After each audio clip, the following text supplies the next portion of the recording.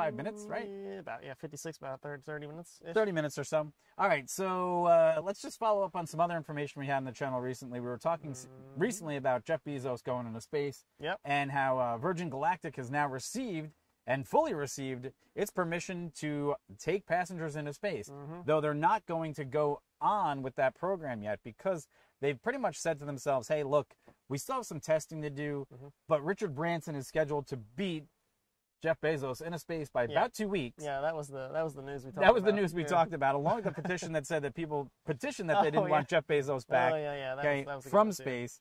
However, so the difference is at this point, look, this is what we're looking at this article for, is because even though Virgin Galactic had some major setbacks in their program, and that meant a catastrophic loss of an aircraft and lives not too long ago, they managed to pursue everything in their goals. They stayed with their designs.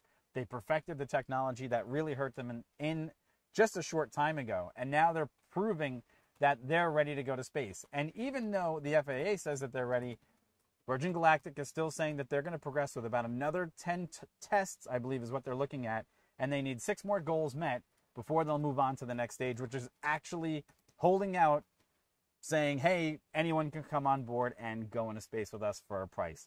So we're excited for Virgin Galactic because, again, well, the opportunity for you, I, and someone else to ever get on, say, a SpaceX rocket is very limited. The fact that any one of us in the not-too-distant future can get on a Virgin Galactic rocket and fly actually into space, I think that would be pretty cool. So excited to see that they're moving forward to this. And what do you think's the next hurdles for them to dealing with the FAA? I mean, the FAA is obviously, even though they're giving them permission, their FAA's obviously would be keeping close tabs on any operations that carries the flying in public in this case. Right. And I mean, the funny part was we were talking about before was that we had been talking about the justifiable competition between SpaceX and Blue Origin.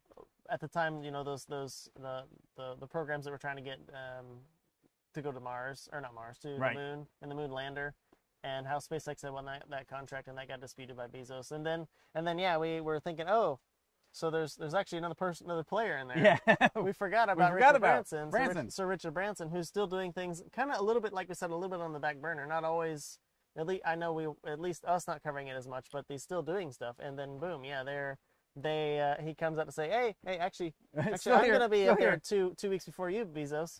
And Musk is like, well, I don't even want to go to space. and then yeah, so it's funny that was it was just funny that kind of happened. But then yeah, so Richard Branson, gonna be taking passengers up, which is cool. Yeah, I mean, what would you pay? Ooh, tough question. What would I pay? Because I guess to go, because Virgin Galactic is not gonna take you up there. They're not gonna be in orbit for like, you know, one full orbit or a whole day. Or they're just shooting it's you just a few minutes. You're gonna be above the Kármán line, so you're gonna be in actual space. Right. But then you come back down, of course. Rain is about to start. However, what would I think would be worth it to me? $5,000.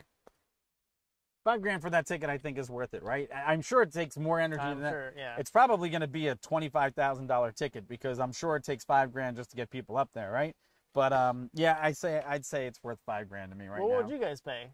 Let us know in the comments below. Rocket, yeah. Let me know in the comments. You know, what would you guys pay for the Virgin Galactic ride up to space for a few minutes? You know what? I wouldn't go unless I had one thing, though.